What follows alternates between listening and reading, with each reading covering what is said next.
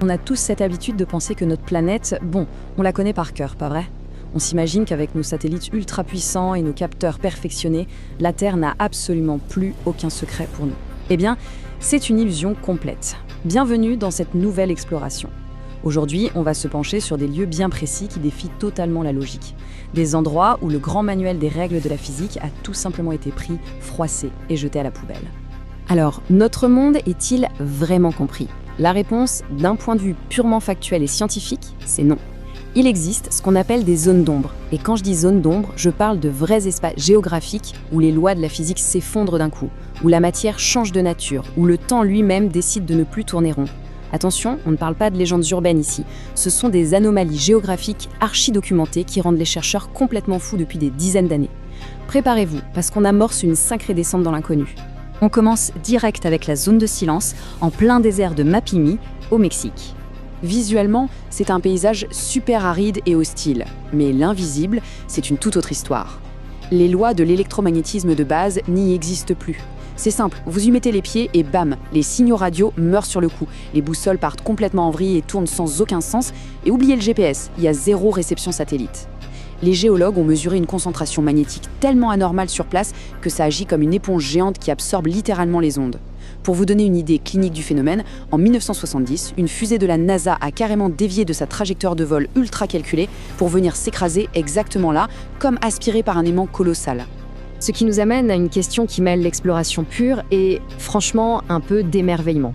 Face à ce bouclier électromagnétique géant, est-ce qu'on a affaire à une simple bizarrerie de la nature ou bien à une protection pour quelque chose enfoui tout en bas? Surtout quand on sait que les archives du coin sont bourrées de rapports décrivant des lumières hallucinantes la nuit et, encore plus troublant, l'apparition d'êtres immenses qui disparaissent sans laisser de traces dans les sables du désert. Numéro 2, le mont Kailash, au Tibet. On quitte la chaleur du désert pour les sommets blancs. Mais ici, le mystère dépasse de loin la géologie. Bon, le mont Kailash, ce n'est pas une montagne classique. Déjà, personne n'a jamais eu le droit d'en atteindre le sommet. Elle a la forme d'une pyramide parfaite, alignée avec les pôles. Et ce chiffre, 12, c'est peut-être l'anomalie la plus terrifiante de notre liste. 12 heures. C'est le temps qu'il suffit de passer près de cette montagne pour subir une vraie distorsion temporelle. Les pèlerins qui marchent autour de la base racontent tous la même chose. Un fait physiquement impossible selon notre vision linéaire du temps. Le temps s'y accélère de façon spectaculaire. Et l'impact sur le corps est juste foudroyant. Si on compare notre biologie normale aux effets du Kailash, le constat est fou. En à peine 12 heures passées là-bas, les cheveux et les ongles des voyageurs poussent 2 fois plus vite. 2 fois plus vite. C'est une accélération métabolique que la médecine ne peut absolument pas expliquer. Les chercheurs russes ont carrément posé une hypothèse vertigineuse. Et si le Kailash n'était pas une montagne? Et si c'était un énorme résonateur d'énergie, une machine antique capable de manipuler le tissu du temps lui-même? On passe au mystère numéro 3, la pétrification accélérée, dans le Yorkshire, en Angleterre. Alors là, on a un puits qui se moque ouvertement des lois de la chimie. Pendant des siècles, la population y a vu une malédiction ou l'œuvre de sorcières. Et on peut les comprendre. Dans la nature, changer un objet en pierre, ça prend des siècles, des millénaires. Mais dans ce puits, vous laissez un ours en peluche, un chapeau ou même en vélo, et en quelques mois seulement, c'est devenu de la roche solide. La science moderne pointe du doigt une eau extrêmement chargée en minéraux. D'accord, mais ça n'explique absolument pas cette chronologie aberrante. L'eau réécrit littéralement la structure moléculaire des objets à un rythme purement et simplement impossible. Mystère numéro 4. Et là, le ton devient beaucoup plus sombre. Le vide inexpliqué du lac Anjikuni au Canada. Imaginez la scène. Novembre 1930. Un trappeur arrive dans un village inuit de 2000 personnes qu'il connaît très bien. Sauf que là, le vide total. Tout le monde a disparu. Et le plus glaçant, ce n'est pas tant la disparition elle-même. Ce sont les preuves banales du quotidien laissées derrière. Des repas qui mijotaient encore sur les feux. Des aiguilles toujours plantées dans des vêtements en pleine couture. Les fusils, vitaux pour survivre dans le Grand Nord, tous rangés à leur place. Même les chiens de traîneau s'étaient volatilisés.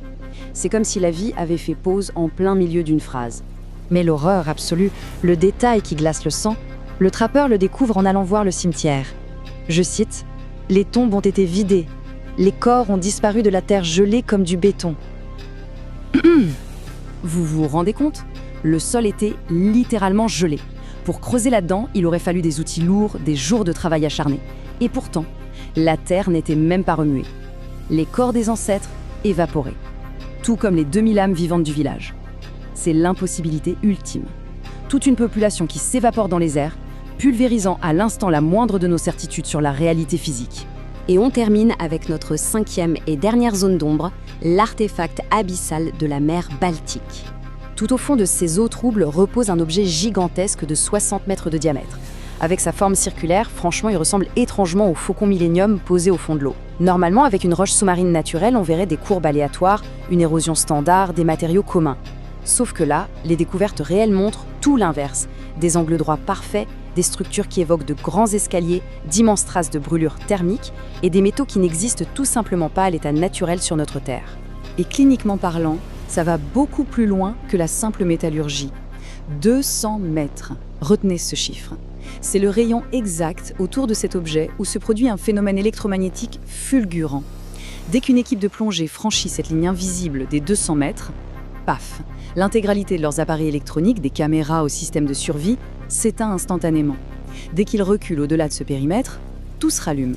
Alors forcément, avec une technologie aussi aberrante, l'origine extraterrestre arrive très vite sur la table. Est-ce qu'on est face aux vestiges d'un crash antique, immobilisé dans le silence marin depuis des millénaires? Ou bien sommes-nous face à une porte colossale, scellée à jamais pour empêcher l'accès à ce qui se cache vraiment dans les profondeurs de notre planète? La vérité, c'est que la science officielle reste totalement impuissante face à cet artefact. Ce parcours vertigineux nous ramène à notre réflexion du tout début. Du silence de plomb au Mexique aux heures qui s'emballent au Tibet. De la pétrification foudroyante en Angleterre au vide insoutenable d'Anjikuni. Sans oublier cet artefact tapi au fond des mers. Quelle est la zone d'ombre qui brise le plus les limites de notre réalité?